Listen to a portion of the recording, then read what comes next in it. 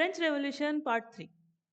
स्वागत है आप सभी का। और आगे की कहानी को अब हम ये समझते हैं और ये हमारा इस चैप्टर का फाइनल पार्ट है। देखो, अभी तक हम लोगों ने क्या किया है कि रॉब्सपियर गुलेटाइन हो गया, जैकोबियन क्लब खत्म हो गया और राइन ऑफ टेरर भी इनके साथ ही चला गया।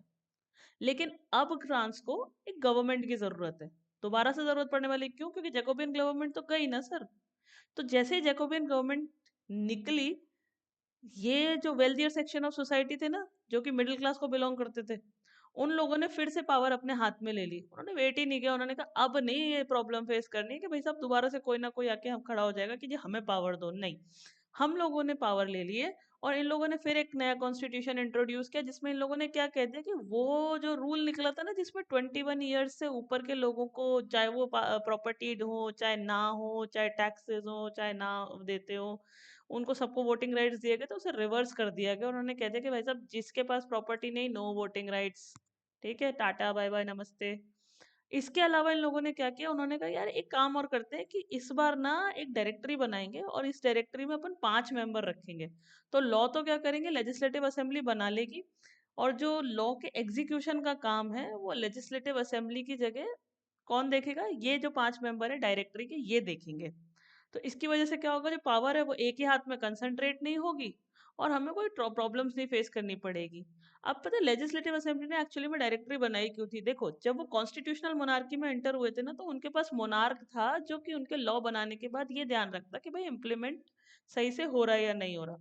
और जैकोबियन वाले केस में तो रॉब्सपियर खुद ही राजा थे। उन्होंने कहा भाई मैं देख लूंगा, तुम लोग अपना अपना काम संभालो। ठीक है। लेकिन अब जब लेजिस्लेटिव असेंबली दोबारा से तैयार हो रही थी, तो ऐसे में उन लोगों को क्या चाहिए था, उनको फिर से एक डायरेक्टरी चाहिए थी। ठीक है, तो उन्होंने क्या किया कि इस बार एक को नहीं बिठाएंगे, 5 लोग बैठेंगे ताकि एक जने के हाथ में सारी पावर ना रहे। लेकिन हाय बेचारों की किस्मत खराब। हुआ क्या कि ये जो डायरेक्टरी थी ये इन्हीं से लड़ने लग गई, बात बात पे इन्हीं से झगड़ा कर लेती थी। तो ऐसे में इन लोगों ने, किसने, नेशनल ये लेजिस्लेटिव असेंबली ने ये जो डायरेक्टरी थी खुद ही डिसमिस कर दी। उन्होंने कहा ना ना ना ना, हमें चाहिए नहीं, हम ये वाला नहीं खेलेंगे। ठीक है। और इसके बाद क्या हुआ कि ये जो पॉलिटिकल इंस्टेबिलिटी चल रही थी ना बिटवीन द डायरेक्टरी में और लेजिस्लेटिव असेंबली के बीच में, उसकी वजह से नेपोलियन बोनापार्ट को एक चांस मिल गया और उसने अपना मिलिट्री डायरेक्टरी डिक्टेटरशिप शुरू कर दी। ठीक है। अब आगे हम फाइनली कंक्लूजन बताएंगे कि नेपोलियन बोनापार्ट ने एक्चुअली क्या क्या किया। और मजे की बात पता है क्या है, इसके बाद जब आप क्लास 10th में आओगे ना, तो वहां आपको ये थोड़ा सा और ज्यादा पढ़ने को मिलेगा। तो यहाँ से कहानी अभी शुरू हुई है, खत्म नहीं हुई है। इसका आधा हिस्सा आप अगले साल पढ़ोगे। तो जब तक ये सारा रेवोल्यूशन चल रहा था ना, तब तक इस रेवोल्यूशन के कुछ आउटकम्स थे। तो क्या विमेन्स को रेवोल्यूशन में कुछ मिला था? है ऐसा कुछ हुआ था कि विमेन्स को लगे कि हाँ यार हमें भी लिबर्टी मिली है, हमारे लिए भी काम हुआ है? तो आपका सवाल ये हो सकता है विमेन्स कर ही क्या रही थी। तो यार अगर किसी को भी ये डाउट है ना, तो प्लीज अब आज क्लियर हो जाओ कि विमेन्स ना शुरू से ही एक्टिव पार्टिसिपेंट रही है पूरे के पूरे रेवोल्यूशन के अंदर। ठीक है, फ्रांस में जो भी इंपॉर्टेंट चेंजेस आए हैं उस फ्रेंच सोसाइटी के अंदर विमेन ने इक्वली पार्टिसिपेट किया। और उन्होंने सोचा था कि यार ये जो नई असेंबली आ रही है ना, ये कुछ ना कुछ तो हमारे लिए भी करेगी और हमारे लिए भी रेवोल्यूशनरी गवर्नमेंट कुछ नए मेजर्स इंप्रूव करेगी, जिससे हमारी लाइफ इंप्रूव हो सकेगी। क्यों? क्योंकि थर्ड एस्टेट की जो विमेन थी वो 90 से 95% वर्किंग थी। तो उन लोगों को ना अपनी जिंदगी चलाने के लिए अर्न करना पड़ता था। तो आदमी तो कमाते ही थे, विमेन्स का भी था कि भाई उनको भी अर्न करना पड़ेगा, उनको भी काम करना पड़ेगा। और उनके काम होते थे सिमिस्ट्रेस के, लॉन्ड्रेस के, फ्लावर सेलर के, फ्रूट सेलर के, वेजिटेबल सेलर के, इनफैक्ट डोमेस्टिक सर्वेंट्स तक का काम करना पड़ता था उन घरों में जो थोड़े इनसे ज्यादा प्रॉस्परस हुआ करते थे। ये कौन सी लेडीज थी? थर्ड एस्टेट की लोअर मिडिल क्लास वाली, या फिर जिसे कहते हैं ना पुअर क्लास वाली वेमेन्स हुआ करती थी। क्योंकि इनमें जो वेल्थियर सेक्शन था ना थर्ड एस्टेट का, वहां की जो डॉटर्स थी, उन लोगों को तो चांस मिल जाता था कि भाई आप जो है ना कॉन्वेंट जाओ, अपनी एजुकेशन कंप्लीट करो, और फाइनली उनकी शादी अरेंज कर दी जाती थी बाय देयर फैमिली। ठीक है। और जो वर्किंग वुमेन्स थी, उन पे बड़ा बोझा पड़ा हुआ था। ठीक है, वर्किंग वुमेन्स कौन थी? वेल्थियर सोसाइटी वाली नहीं थी। कौन सी थी? लोअर मिडिल क्लास में और पुअर क्लास कैटेगरी की। तो उनको क्या करना पड़ता था? उन्हें अपनी फैमिली तो संभालनी है कि फैमिली के लिए खाना बनाना है, उनके लिए पानी भर के लाना है, लंबी लंबी लाइनों में खड़े होना है ब्रेड के लिए, और बच्चों को बड़ा करना है। और इसके बाद भी उनके वेजेस मेन के बराबर नहीं थे। तो आप खुद समझ सकते हैं कि कितना ज्यादा लेबोरियस वर्क वो दोनों तरफ फ्रंट पे कर रही थी, लेकिन फिर भी उनको उतना रिटर्न नहीं मिल रहा था। इन फैक्ट जो नई नेशनल असेंबली थी, उन्होंने उठा के उन्हें पैसिव सिटीजन में डाल दिया कि भाई आप तो टैक्स नहीं देती, इसलिए आपको वोटिंग राइट नहीं मिलेंगे। तो विमेन्स ने क्या किया कि एक साथ जमा होके ये कहा गया कि भैया हम अपने पॉलिटिकल क्लब बनाएंगे, न्यूज़पेपर्स बनाएंगे, जिनके दो इनके बहुत फेमस क्लब हुए हैं। Out of the 60 clubs which the women have, दो फेमस थे, सोसाइटी ऑफ रेवोल्यूशनरी और रिपब्लिकन विमेन। ठीक है। और इनकी ना सिर्फ 3 डिमांड थी। इनकी 3 डिमांड क्या थी? किससे थी? नेशनल असेंबली से थी। कि उन्होंने जब 1791 का जो कॉन्स्टिट्यूशन ड्राफ्ट किया, उसमें वो सोच रही थी कि हमें कुछ मिलेगा, मिला कुछ नहीं, डिसअपॉइंट हो गई। तो डिसअपॉइंट हो गए, उन्होंने डिमांड रखी, और इनकी 3 ही डिमांड थी। पहली क्या थी कि भैया हमें भी नेशनल असेंबली में इलेक्शन का चांस मिले, कि हम इलेक्ट होना चाहते हैं। दूसरी चीज, पॉलिटिकल ऑफिसेज हम भी होल्ड करेंगे, किसी के लीडर बनेंगे, नहीं तो डायरेक्टर में जाएंगे, नहीं तो हम लोग जो ये नहीं होते आपके मिनिस्टर्स हो गए, उसमें बैठेंगे, लेजिस्लेटिव असेंबली में सीट्स लेंगे, ये चाहते हैं हम। तीसरा, हम लोगों को भी वोटिंग राइट दे दो। इनकी केवल यही 3 डिमांड थी। और ऐसा नहीं है कि लेजिस्लेटिव असेंबली ने, या जिसे कहा जाए नेशनल असेंबली ने, इन्हें पूरी तरीके से इग्नोर कर दिया था, नहीं। इनकी एजुकेशन पे फोकस किया गया, जिसमें क्या किया गया कि इन लोगों के लिए स्कूल स्टार्ट किए गए। स्कूलिंग को इनफैक्ट कंपलसरी कर दिया गया। स्कूलिंग कंपलसरी हो जाने के बाद, स्कूल्स खत्म करने के बाद, इनको जॉब ट्रेनिंग दी गई, ताकि ये लोग अपना खुद का एक स्मॉल बिजनेस शुरू कर सकें, अपनी खुद की आइडेंटिटी बना सकें। क्यों? क्योंकि अब इनके फादर्स इनको मैरिज में फोर्स कर दिया करते थे। तो एक लॉ निकल के आया जिसमें fathers can not force their daughters to marriage. यहाँ तक कि मैरिज को एक कॉन्ट्रैक्ट बना दिया गया, जिसमें आप फ्रीली एंटर हो सकती थी और कभी भी एग्जिट कर सकती थी, सिविल लॉ के अकॉर्डिंग। और बोलो, डाइवोर्स थे ना, उनको भी लीगल कर दिया गया, और बोथ कैन अप्लाई, यानी कि चाहे तो आदमी चाहे तो औरत, कोई भी अप्लाई करके अपनी मैरिज को डिसॉल्व कर सकते थे डाइवोर्स लेके। It is made legal. Women's का असली ट्रबल शुरू हुआ था जैकोबियन क्लब के टाइम, या जैकोबियन गवर्नमेंट के टाइम। क्यों? क्योंकि वो जो राइन ऑफ टेरर था ना, उसमें गवर्नमेंट ने लॉ इशू कर दिए कि भाई साहब, इनके जितने क्लब्स हैं उन्हें बंद करो, इनकी पॉलिटिकल एक्टिविटीज को बैन करो। यहाँ तक कि जिन्होंने ज्यादा एक्टिविज्म दिखाया है, जिन विमेन्स ने, जो कि इनकी प्रोमिनेंट विमेन्स कही जाती थी, उनको तो अरेस्ट करके एग्जीक्यूट तक कर दिया। ये हुआ है जैकोबियन के टाइम पे। तो विमेन्स ने अपनी लंबी लड़ाई लड़ी है वोटिंग राइट्स के लिए, और फाइनली उनको 1946 के अंदर फ्रांस में वोटिंग राइट्स मिल गए। तो जो भी इंडियन वुमेन्स है, वो प्लीज हाथ जोड़ के अंबेडकर जी को एक बार याद कर लीजिए कि उन्हीं की वजह से आपको, जिस दिन से इंडिया फ्री हुआ है, उसी दिन से वोटिंग राइट्स मिले हुए हैं, आपको फाइट करने की जरूरत नहीं पड़ी है। Okay, let's move on. ये तो थी विमेन्स की कंडीशन। यहाँ पे एक सेक्शन और था जिसे स्लेव कहा गया। तो यहाँ से जो इम्पोर्टेंट चीज निकल के आती है, वो है इनका ट्रायंगुलर स्लेव ट्रेड। ये इम्पोर्टेंट कॉन्सेप्ट है, ट्रायंगुलर स्लेव ट्रेड।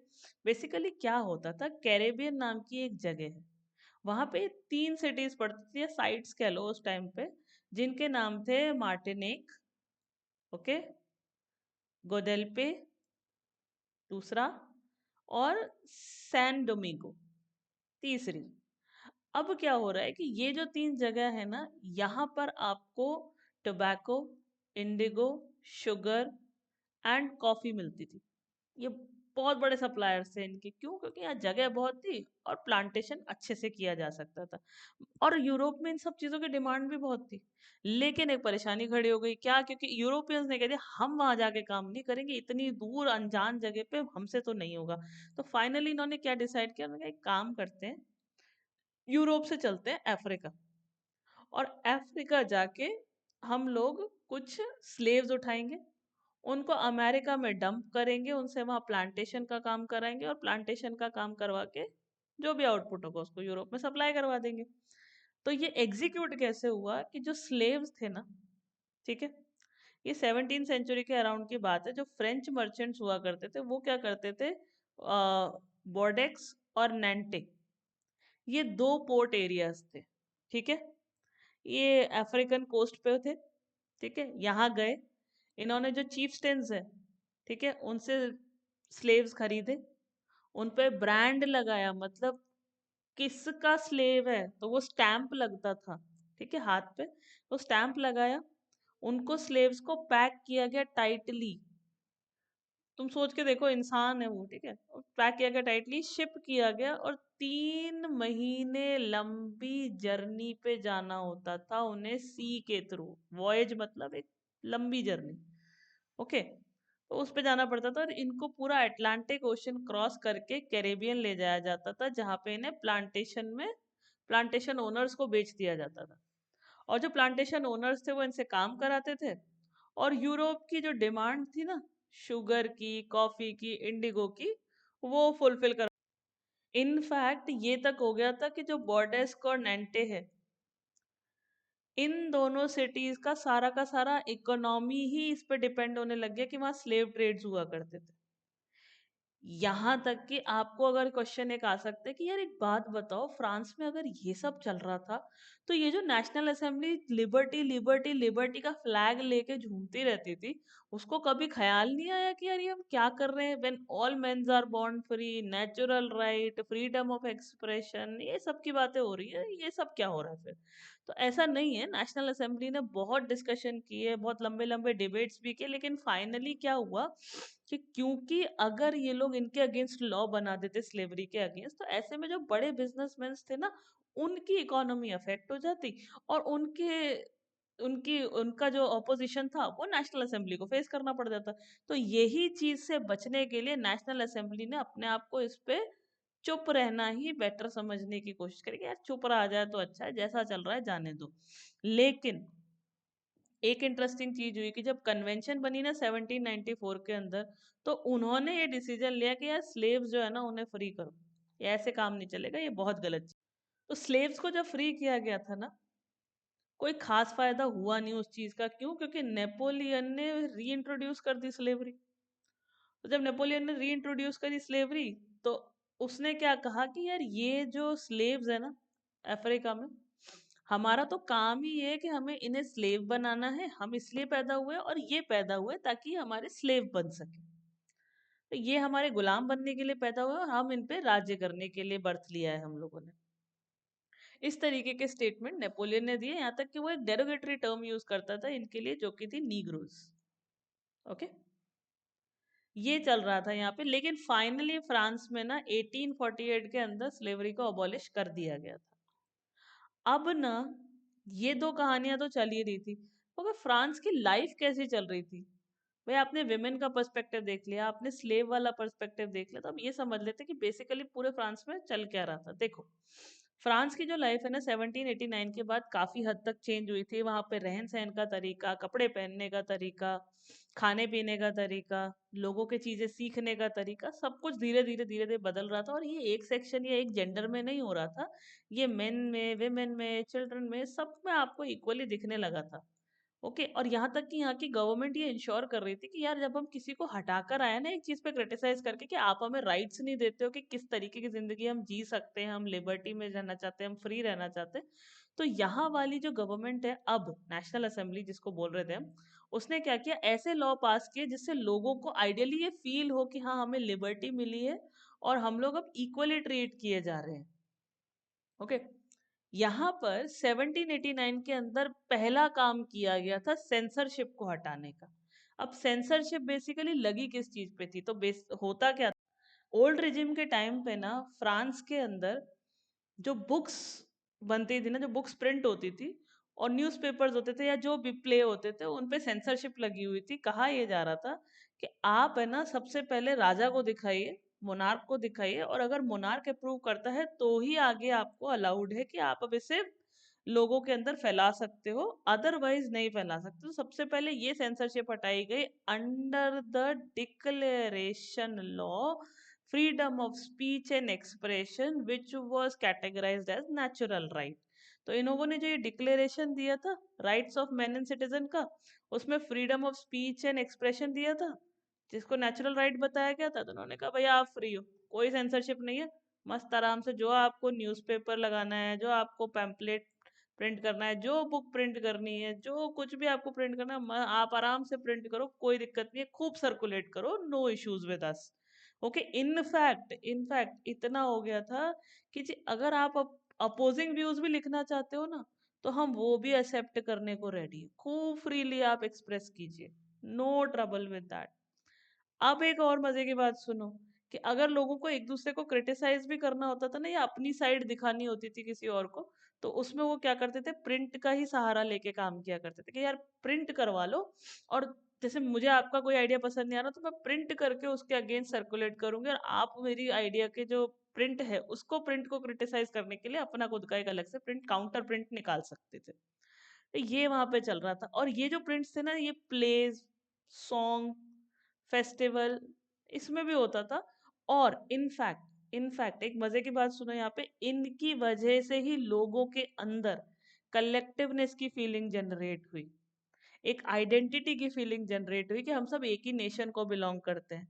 वो जो आइडिया था ना कि यार हमारे पास लिबर्टी भी है, हमारे पास जस्टिस भी है, और हम सब साथ में भी हैं, एक ही जगह का हिस्सा है, वो भी इसी के थ्रू डेवलप हुई थी। मगर एक परेशानी और खड़ी थी, क्या, कि यहाँ पर ना जो भी लोग हैं ना पढ़े लिखे, उनका रेशियो बहुत कम था। तो ऐसे में जो पॉलिटिकल फिलोसोफर्स लिखा करते थे ना, वो बहुत कम लोग पढ़ पाते थे। मगर इसका भी एक तोड़ निकाल लिया था कि पढ़ना ही तो नहीं आता, सुनना और समझना तो सबको मालूम है कैसे करते हैं। तो ऐसे में उन लोगों ने क्या किया कि इसको पब्लिक मीटिंग्स में, क्लब्स में, सैलून्स में लाउडली पढ़ पढ़ के लोगों को सुनाया गया, और इस तरीके से आइडिया प्रोपोगेट करे गए, लोगों के अंदर इंट्रोड्यूस करे गए। तो ये चल रहा था थ्रू आउट फ्रांस के अंदर। अब फाइनली ना कंक्लूजन क्या निकल के आया है, सारे के सारा जो भी इनका रायता फैला था, कि सर हम थे ना, हम मोनार्क के अंदर थे, फ्रेंच रेवोल्यूशन की बात हो रही है, हम मोनार्क के अंदर थे, मोनार्की से हम कॉन्स्टिट्यूशनल मोनार्की में गए, कॉन्स्टिट्यूशनल मोनार्की से रिपब्लिक गए, वहां पे राइन ऑफ टेरर भी झेला 1 साल का, कि भैया पता नहीं कितने लोग बुलेटिन हो गए।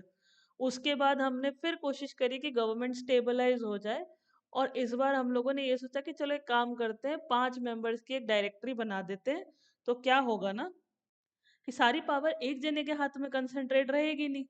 तो ऐसे में क्या होगा कि वो परेशानी खत्म हो जाएगी कि एक ही जना सारे डिसीजन ले रहा है, लेकिन वो डायरेक्टर जो थे वो लेजिस्लेटिव काउंसिल से ही लड़ पड़े, या जिसे कहा जाए नेशनल असेंबली से ही लड़ पड़ रहे थे बार बार बार बार। तो उसको भी डिसॉल्व करना पड़ा। ये पॉलिटिकल इंस्टेबिलिटी के चक्कर में ये जो सर थे ना, नेपोलियन बोनापार्ट ने कहा अच्छा मौका है, एक काम करते हैं, मैं अपने आप को एम्परर डिक्लेयर कर देता हूँ। तो यहाँ नेपोलियन ने अपने आप को एम्परर डिक्लेयर कर दिया, और फिर वही कहानी खड़ी होगी कि फ्रांस अब दोबारा से मोनार्की के अंदर चला गया। अब क्या हो रहा है यहाँ पर, कि जो नेपोलियन है ना, उसने नेबरिंग कंट्रीज को कॉन्कर करना शुरू कर दिया, और वहां की डायनेस्टीज को डिस्पोज करके अपने फैमिली मेंबर्स को वहां पे बिठा दिया गया।